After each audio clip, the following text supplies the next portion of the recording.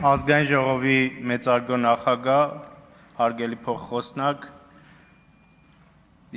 քննարկում ենք Վահագն Ալեքսանյանի ընտրության հարցը ազգային ժողովի փոխնախագահի պաշտոնում, ուզում եմ այնպես ինչպես պարոն Ռուբինյանի դեպքում ասել, որ պարոն Ալեքսանյանն էլ իր քաղաքական կարիերայի ընթացքում ուղեկցել եմ մի բան էլ ավել, երբ դասավանդել եմ նրան Երևանի պետական համալսարանում և ուզում եմ ասել, որ այն երիտասարդ տարիքից այն սկզբունքայնությունը, որ ունեցել է պարոն Ալեքսանյանը, այն պահպանվել է և դա լավ որակ է քաղաքական գործչի համար և այս ընթացքում մենք շատ արդյունավետ աշխատել ենք տարբեր ուղղություններով և ես կարծում եմ, որ քաղաքացիական պայմանագիր կուսակցության վարչությունը, այնուհետև նաև խմբակցությունը ճիշտ որոշում են կայացրել առաջադրելու պարոն Ալեքսանյանին և շատ ուրախ կլինեմ նրան տեսնել փոխնախագահի պաշտոնում այս մասում։ Ես նախորդ խոսակցությունն եմ ուզում շարունակել, որովհետև եթե մենք առաջիկա տարիների համար 9-րդ գումարման ազգային ժողովի հետ կապված պայմանավորվածություններ ձեռք չբերենք,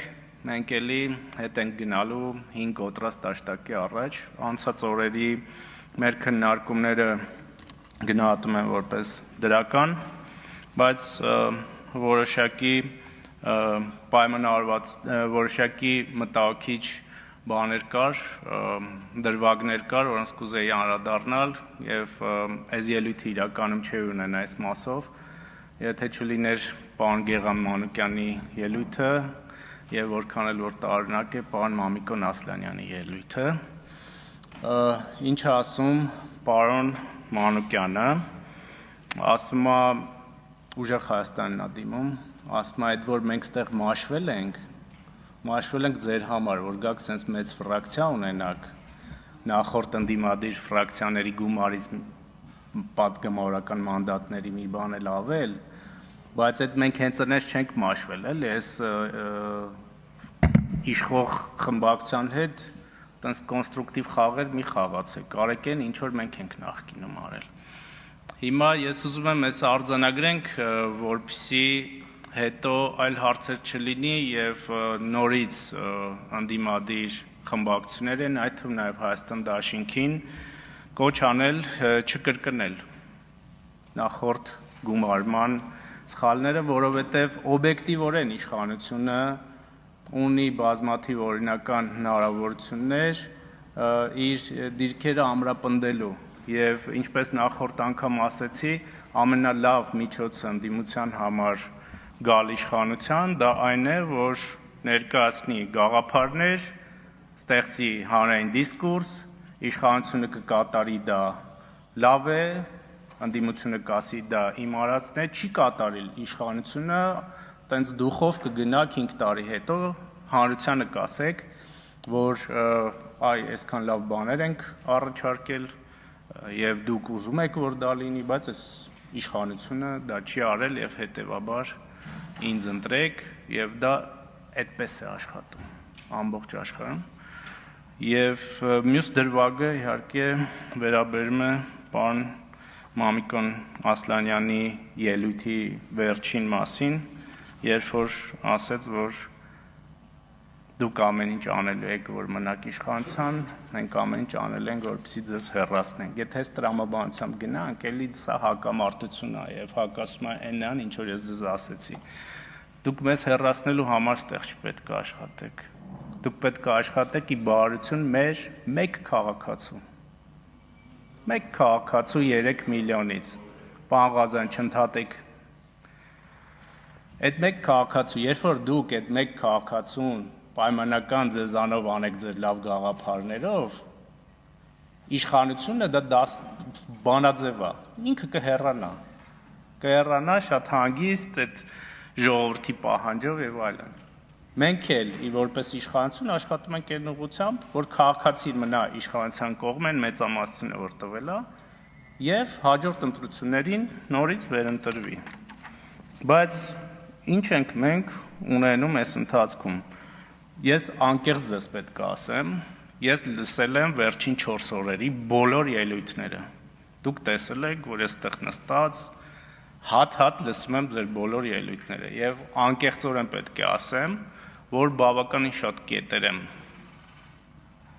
գրել ինձ մոտ, որոնք պատրաստվում եմ իմ գործընկերների հետ քննարկել, որոնց մեջ նաեւ որպես մեղադրանքներ տեսել եմ որոշակի խնդրեմ, որ կարող է դրա տակ ճշմարտություն կա, տեսել եմ որոշ առաջարկներ, որ կարող ենք իրականացնել եւ դրանից մեր հանրությանը ավելի լավ լինի։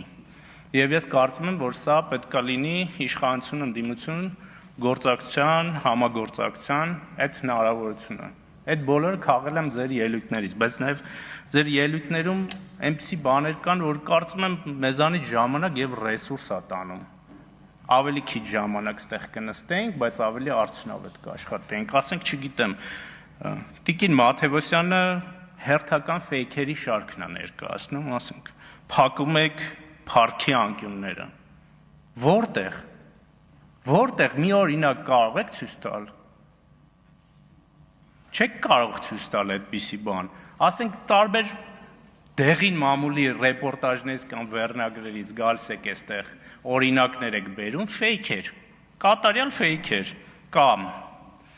այս թեման ինձ թվում է մենք կխոսենք առաջիկայում, բայց դա տեղավորվում է նաև իրական Հայաստան տրամաբանության մեջ, որը ինչպես նախորդ անգամ ասեցի, արդեն որերորդ անգամ արժանանում է մեր հանրության հավանությանը, եկեղեցու պատմության առարկան փակել են։ Այո, որովհետև եկեղեցին առանձին չի պետությունից։ Եվ պետություն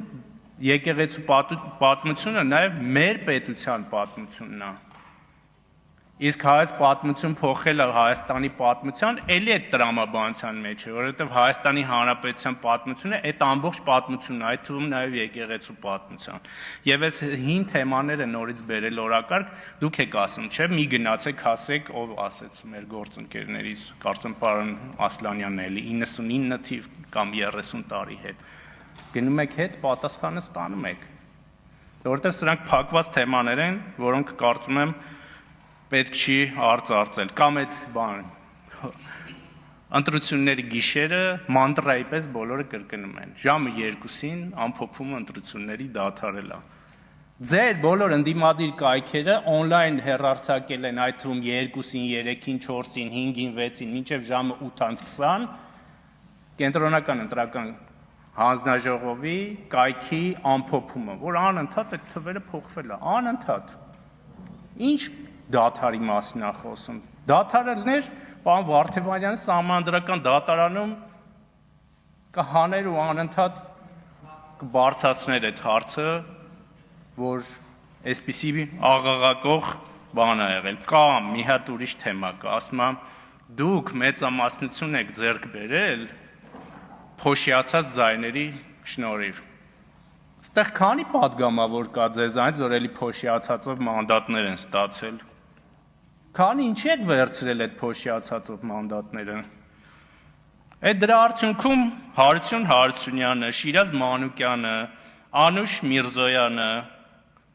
Անուշավան Մանուչարյանը, Հասմիկ Գենգոյանը չէին դառնալու պատգամավոր։